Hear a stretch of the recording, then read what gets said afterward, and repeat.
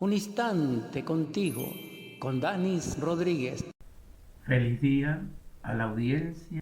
Quiero compartir este mensaje y poder ser partícipe de la luz al cual somos llamados desde los grandes predicadores, profetas, avataras y principalmente por nuestro Salvador, el Cristo Yeshua Ben Pandira.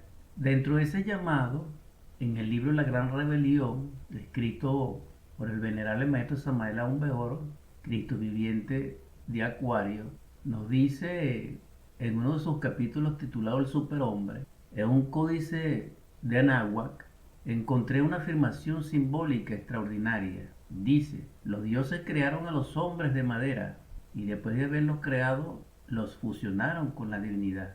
Luego añade: no todos los hombres lograron fusionarse con la divinidad. En ese mismo contexto de la sabiduría mesoamericana, encontramos en uno de los fragmentos del Popol Vuh, en este caso la traducción de Adrián Resino, Los hombres de madera, tercera parte del Popol Vuh, subtitulado La creación de los hombres de palo. Estos eran los primeros hombres que existieron, pero no tenían alma ni entendimiento. No se acordaban de su creador, su hacedor. Andaban sin rumbo y andaban a gatas. Así fueron destruidos aquellos muñecos de palo, destruidos por medio del castigo de los dioses, y el corazón del cielo hizo que cayera una gran inundación sobre ellos. El mismo Popol Vuh de esta edición nos habla ahora sobre los hombres verdaderos. Entonces fue la creación y la formación de nuestra primera madre y padre. De maíz amarillo y de maíz blanco se hizo su carne. De masa de maíz se hicieron los brazos y las piernas del hombre. Únicamente masa de maíz entró en la carne de nuestros padres, los 4 hombres que fueron creados. Fue el alimento del que se hizo el hombre por los progenitores. Y luego, en verdad eran hombres admirables, su sabiduría era grande, veían lo que había debajo del cielo y al mismo tiempo veían todo lo que hay en el mundo. No se les ocultaba nada. Sin embargo, los dioses deciden nublar un poco su visión, porque eran casi como ellos. Dicen los dioses: demasiado perfecta era su vista. Entonces, desde el corazón del cielo les nublaron la vista. Así quedaron hechos los primeros hombres, los verdaderos humanos. Esto significa que estos hombres de maíz fueron reconocidos por los dioses como la humanidad verdadera. Paralelamente, en la edición de la Biblia Reina Valera 1960, en el Génesis 1, versículos 26 y 27, comparto: entonces dijo Dios: hagamos al hombre a nuestra imagen, conforme a nuestra semejanza, y señoree en los peces del mar, en las aves de los cielos, en las bestias, en toda la tierra, y en todo animal que se arrastra sobre la tierra. Y creó Dios al hombre a su imagen, a imagen de Dios lo creó, varón y hembra los creó. Asimismo, Génesis 2:7, entonces Jehová Dios formó al hombre del polvo de la tierra. Versículo 22, y de la costilla que Jehová Dios tomó del hombre, hizo una mujer y la trajo al hombre. 23, dijo entonces Adán: esto es ahora hueso de mis huesos y carne de mi carne. Esta será llamada varona, porque del varón fue tomada. Génesis 3, versículo 6, y vio la mujer que el árbol era bueno para comer y que era agradable a los ojos, y árbol codiciable para alcanzar la sabiduría, y tomó de su fruto y comió, y dio también a su marido, el cual comió así como ella. 22, y dijo Jehová Dios: he aquí el hombre es como uno de nosotros, sabiendo el bien y el mal. Ahora pues, que no alargue su mano y tome también del árbol de la vida y coma y viva para siempre. Puedo aportar a la audiencia, agradeciendo su atención, que en ese comentario del maestro Samael, lo primero que observamos y valoramos es que en el códice dice los dioses, y hay allí una concordancia, una similitud exacta, cuando en la Biblia dice: crearemos al hombre a nuestra imagen y semejanza. Esto significa, confirmado por el Salmo 82:1, por el 86:8 y también por el 136.2 de que Dios es Dios, y ratificado en el Génesis cuando en el original se expresa la palabra Elohim, que significa dioses y diosas. Esto es algo muy interesante, porque Dios como logo es la unidad múltiple perfecta, y esto es algo extraordinario.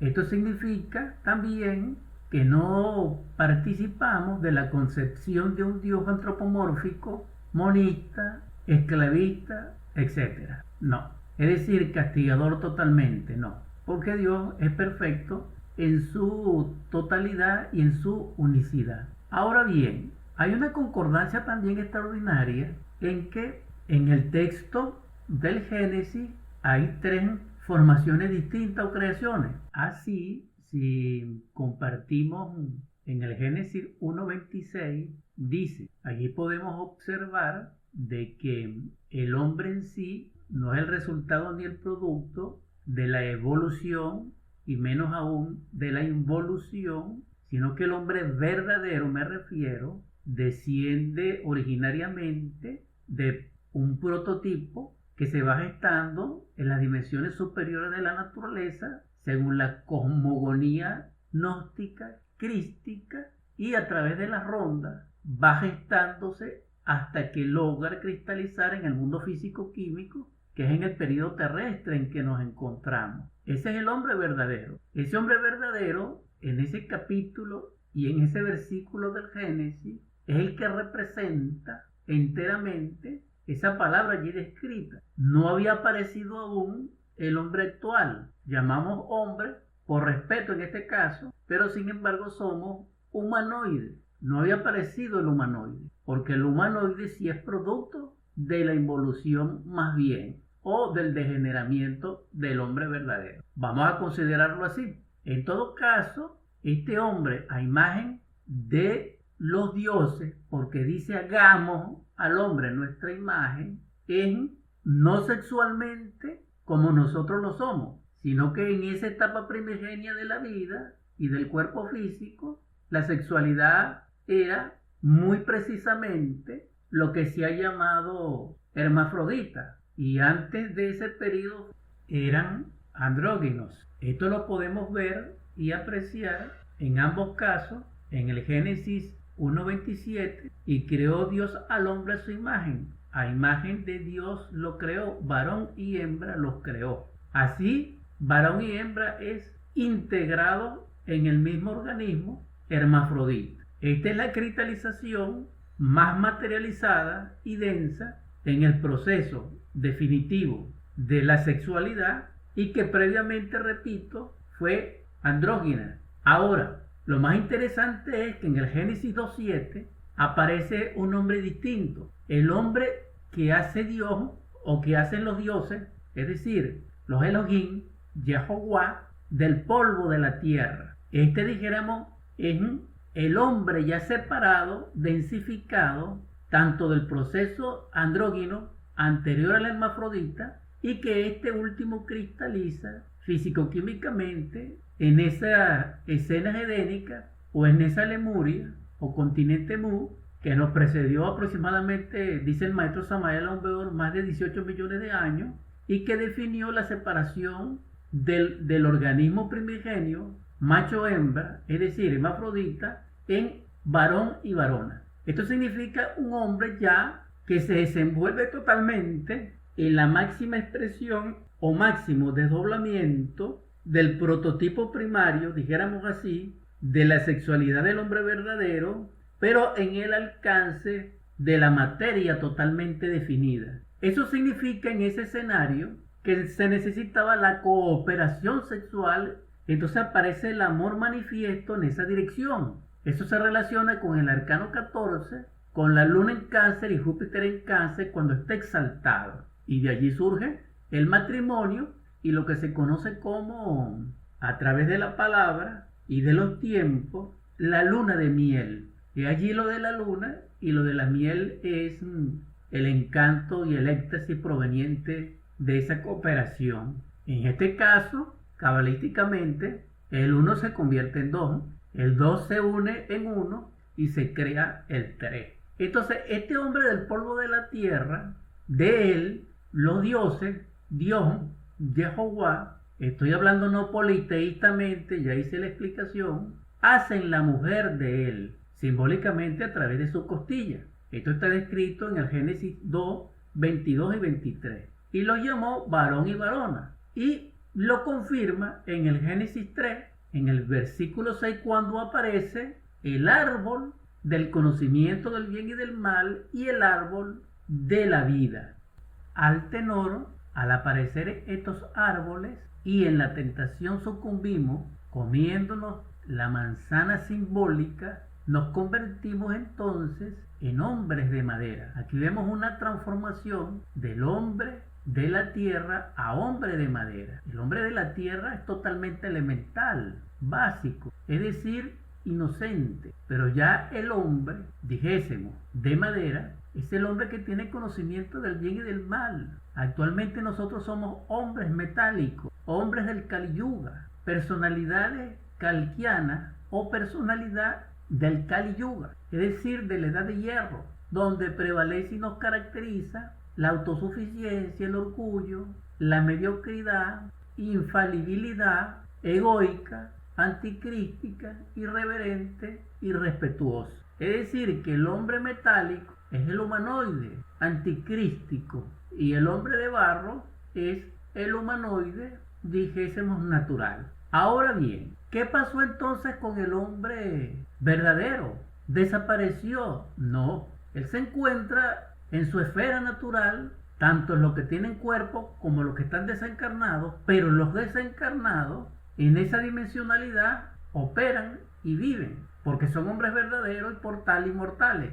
Pero aquellos hombres verdaderos que sí poseen un cuerpo físico, una personalidad actual y conviven con nosotros, esos hombres verdaderos no son hombres de madera, no son hombres metálicos, no son hombres de barro. En el sentido ontológico, no totalmente, porque ya en gnosticismo puro, crístico, existe una jerarquía mayor y logros mayores o autorrealizaciones mayores al hombre verdadero, que en este caso es el superhombre, el adepto perfecto, adeptus exentus o gran elegido. En ese nivel interpretativo, como no son absolutamente inmortales, porque la inmortalidad tiene niveles de niveles, en la gnosis crística, y esto es lo maravilloso de la gnosis, su belleza, su pureza, su profundidad, su expansión, de que en ese conocimiento, para lograr la absoluta perfección, es cuando se logra el estado de hombre absolutamente perfecto. Eso significaría que ese hombre ya no es hombre,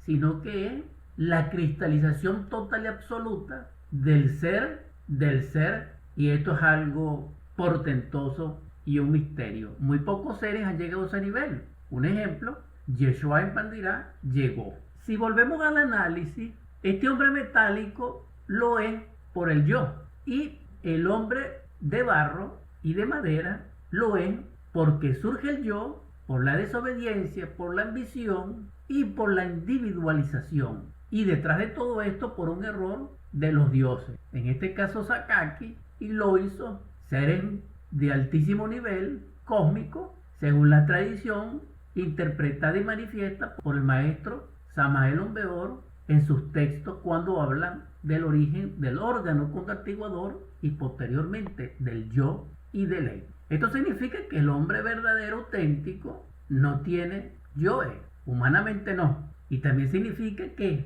un hombre perfecto totalmente, un dharmakaya o hombre libre, no tiene absolutamente yoe, ni nada que se le parezca. En él solo habita el ser, puro, prístino, salvaje, en el sentido de originalidad y perfección. Aclaro inmediatamente de que el hombre absolutamente libre, fusionado con la divinidad, es el Paramartasaya, que está en niveles superiores al Dharmakaya.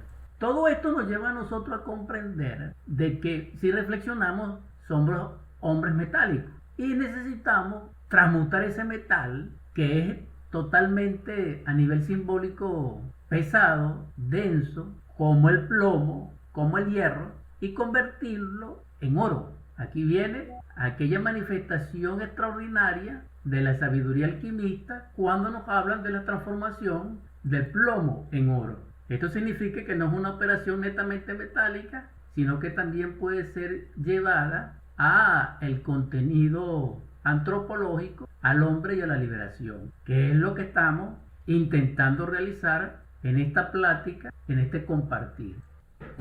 Ya dando forma conclusiva a este mensaje a la luz de la sabiduría maya, azteca, también se nos plantea en su génesis de que la humanidad fueron creados por los dioses, y esos dioses, no importa el nombre que tengan, porque todo eso depende de la cultura, son los hacedores de la humanidad. Aquí se confirma, a la luz de los mayas, de que Dios es Dios, de que el Logo es el creador y que también existe y es el Logos del Logo, es decir, lo que se conoce como a Elohim, Inri Mayor, Agnostos Deus, Asat, etc. En todo caso, considero que la visión de los mayas, en su belleza y sencillez folclórica, nos lleva a la comprensión de que el hombre de palo, el hombre de madera, que coincide con el hombre de madera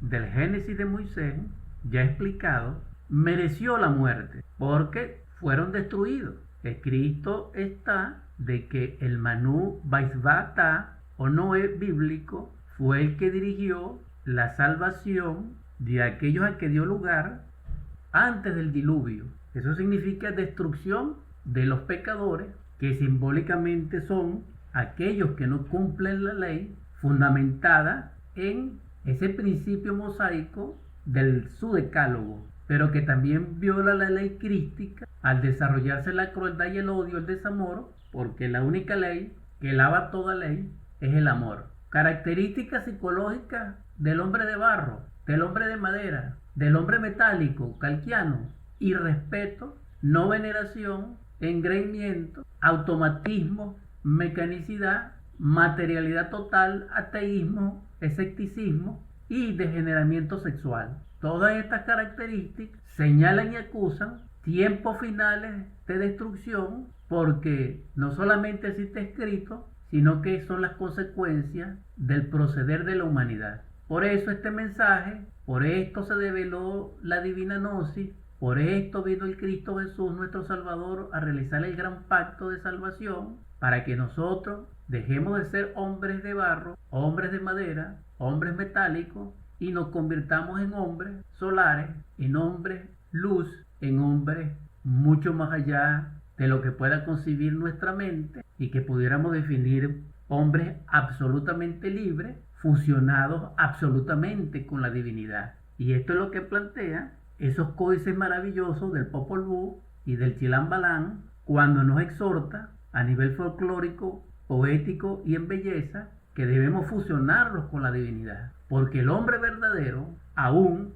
no se ha fusionado totalmente con la divinidad. Sí se ha fusionado con un nivel de la divinidad, pero no totalmente, porque la actuación íntima del ser que plantea la gnosis crística es absoluta, es total, es íntegra. Ese es el llamado, esa es la exhortación: llamados sois. Para lograr el estadio de hombre verdadero y de hombre absolutamente perfecto, integrado a la divinidad, necesitamos de la ciencia del probismo, de la ciencia iniciática, fundamentada en los tres factores de la revolución de la conciencia, que gnósticamente es morir en el yo, nacer en el ser como ser, es decir, crear dentro de nosotros el templo a nuestro divino Elohim interior, a nuestro Yehová particular. Y el tercer factor es amar a nuestros hermanos, a la humanidad entera, sacrificándonos por ella, dando la vida por ella. Amor absoluto. Y que el Cristo en el Evangelio nos lo enseña así: niégate a ti mismo, toma tu cruz y sígueme. Bajo estos principios y esta vida es que podemos dejar de ser hombres de madera, dejar de ser hombres de barro, hombres de madera, hombres metálicos, humanoides, y convertirnos en hombres reales. Esta es una obra de por sí autodeterminante, autoconsciente, no mecánica, no producto de ninguna ley. Es el resultado de la revolución del ser dentro de nosotros a través de la conciencia. Así es. Esto es toda una ciencia regida por el círculo consciente de la humanidad solar y no tiene nada que ver con logros materiales del mundo físico en el sentido de estudios de exaltaciones materiales, no, porque cualquier logro material del mundo físico celular no implica, no determina, no define valorizaciones del ser en su verdadera esencia. En la persona sí, pero no en su ser. Hago la diferencia porque se confunde la autorización íntima del ser social, llaman así a la que planteo que es la autorización íntima del ser verdadero, como Elohim dentro de nosotros, como divinidad dentro de nosotros. Ahora, lo interesante de todo esto es que la clave y la formulación para convertirnos en hombres verdaderos necesitamos del maíz. Y esto es extraordinario porque tanto el maíz amarillo como el blanco, que devienen de nuestro ser, de nuestro Padre Madre o Divino Elohim interior, debidamente transmutados en nosotros, que pertenece al factor nacer, al factor toma tu cruz, es como llegaríamos a ser hombres totalmente libres y hombres fusionados con la divinidad. Porque la diferencia entre los hombres inferiores, humanoides, máquinas humanas, al hombre verdadero en todos sus niveles, es su contenido de energía sexual, que esté cristificada, que esté pura, que esté libre de la pasión y del deseo y de la fuerza despótica de la naturaleza. Por eso el secreto del gran arcano es toma tu cruz, y que también fue dicho en otro escenario, bajo otra simbología o contexto, nace de nuevo. Ese es el misterio develado